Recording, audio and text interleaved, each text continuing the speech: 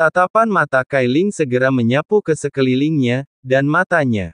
Ia menjadi sedingin, seanggun, dan sekasar saat Xiao Yan pertama kali bertemu dengannya. Saat ia melewati kerumunan, tatapannya bahkan tidak tertuju pada Kailin. Baru ketika dia melihat Xiao Yan alisnya sedikit mengernyit, tetapi dia segera mengalihkan pandangannya. Tanpa menunggu Kailin berbicara atau mengambil tindakan apapun, Xiao Yue melambaikan tangannya dan meninggalkan panggung. Kailin langsung pingsan, Xiao Yan segera melangkah maju dan memeluknya. Wajah yang memukau ini, setidaknya di mata Xiao Yan, dia tidak kalah dengan wanita lain, termasuk ratu.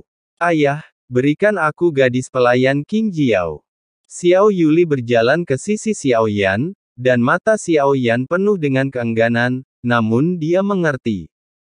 Sudah waktunya untuk melepaskan, yang merupakan hal yang baik bagi Kailin.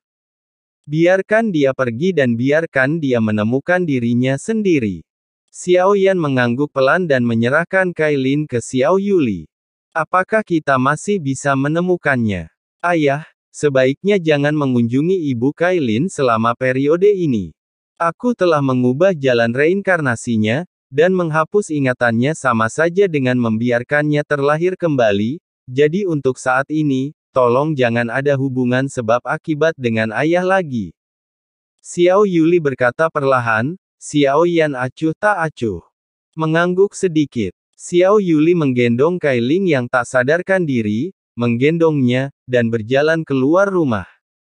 Semua orang bingung dan tidak tahu apa yang sedang terjadi. Xiao Yuli bergerak, memegang Kailing dan berubah menjadi pelangi panjang dan meninggalkan Xiao Mansion.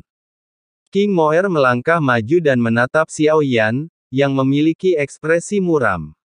Dia yang biasanya bersemangat menjadi pendiam. Mata semua orang tertuju pada Xiao Yan. Mereka jelas ingin tahu apa yang terjadi pada Kailin. Kemana Xiao Yuli membawanya sekarang? Setelah Kailin pergi beberapa saat, Xiao Yan berbicara dengan suara pelan. Dia merasa sedikit tersesat saat ini. Meskipun Kailin tidak mati pada akhirnya dan bereinkarnasi, Kailin, yang ingatannya dihapus, akhirnya meninggalkannya. Kalian semua keluarlah dan tinggalkan aku sendiri. Xiao Yan berkata lembut, dan King Moer ragu-ragu. Jenny mengedipkan mata dan semua orang meninggalkan kamar Kailin, meninggalkan Xiao Yan sendirian. Pada saat ini, Xiao Yan hanya merasakan sakit yang menusuk di hatinya, yang tak kalah sakitnya dengan melihat orang yang dicintainya meninggal dunia. Xiao Yan berdiri, sedikit terhuyung. Kamar Kailin kosong, tidak ada buku tambahan, tidak ada kuas tulis, tinta, kertas, atau batu tulis di atas meja. Xiao Yan teringat bahwa dirinya pernah menjadi Ratu Medusa dari suku ular, jadi bagaimana mungkin ia menyukai membaca atau bahkan seni lainnya seperti musik, catur, kaligrafi, dan melukis. Ular piton pemakan langit 9 warna yang agung. Anda harus terbang keliling dunia. Dia seharusnya menjadi pria kuat yang ditakdirkan, dan bakatnya tidak kalah dari Xiao Yan. Itu semua karena pertemuan dengan api aneh yang membuatnya menikah dengan Xiao Yan. Dia benar-benar sangat kesepian. Xiao Yan duduk di kursi, membayangkan bagaimana dia adalah Kailin dan bagaimana dia menghabiskan tahun-tahun yang panjang. Saat Xiao Yan kembali tadi, dia mendapati Kailin dalam kondisi baik dan bahkan menjadi jauh lebih ramah. Tetapi sekarang setelah kupikir-pikir, itu bukanlah sifat Kailin. Ia hanya ingin berintegrasi dengan aspek kehidupan yang lain agar dirinya tidak terlalu membosankan, tetapi hal ini tidak bertahan lama. Akhirnya, Kailin kehilangan minat pada segalanya. Jika Anda dapat melihat akhir kehidupan dalam sekejap, itu sebenarnya adalah bentuk kebahagiaan. Namun Kailin tidak dapat melihat akhirnya, dan dia bahkan menghabiskan beberapa hari dalam keadaan linglung. Hidup terasa tak berarti. Dia juga kehilangan makna hidup. 10 tahun. Selama ratusan dan ribuan tahun, seberapa banyak kesendirian yang harus ia alami hingga mengalami perubahan seperti itu dalam kondisi pikirannya.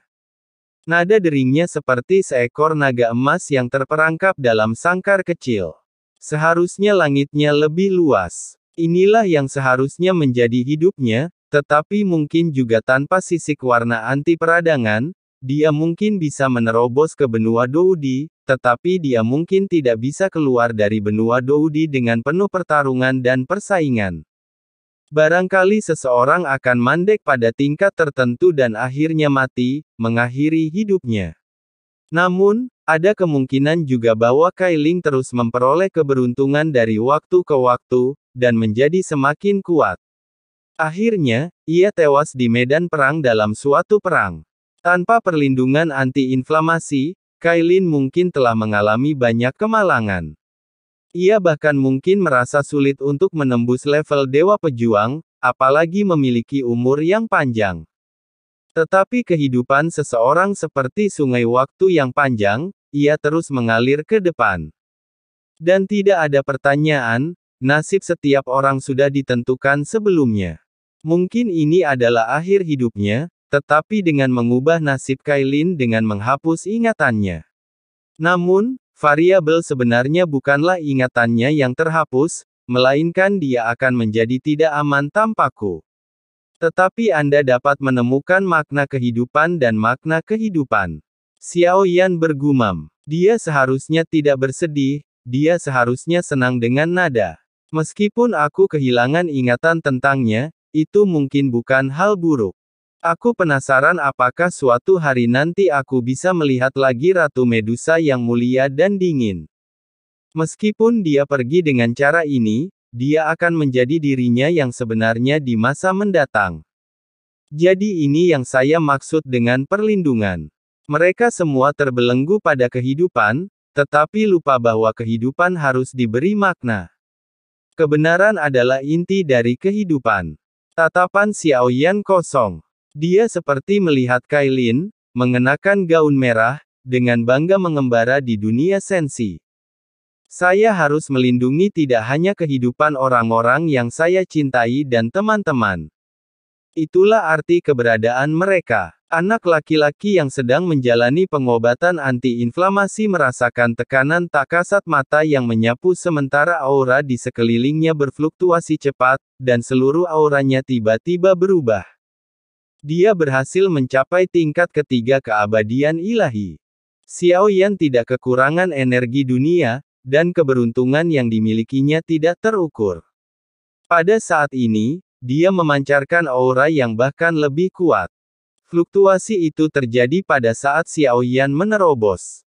Dan di kota Ye Beijing berjalan sambil memegang seuntai permen manisan, dengan sekelompok besar pria mengikutinya dari belakang.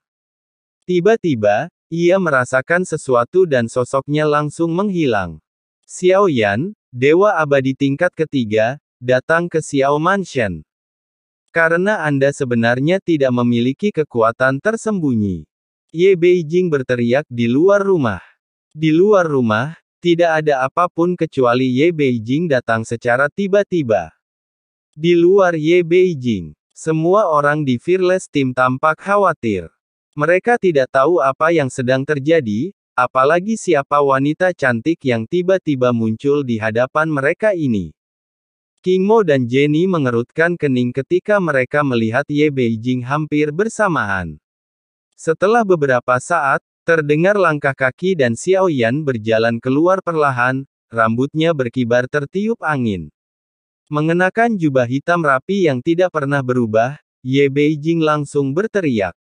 Itu membuat semua orang takut, saking tampannya. Wajah Ye Beijing memerah, dan ketika dia melihat tatapan Xiao Yan, dia menutupi wajahnya karena malu. King Mo dan Jenny secara bersamaan melemparkan pandangan tidak bersahabat ke arah Xiao Yan. Xiao Yan segera memperhatikan kedua gadis itu dan tersenyum kecut. Jangan salah paham, dia hanya temanku.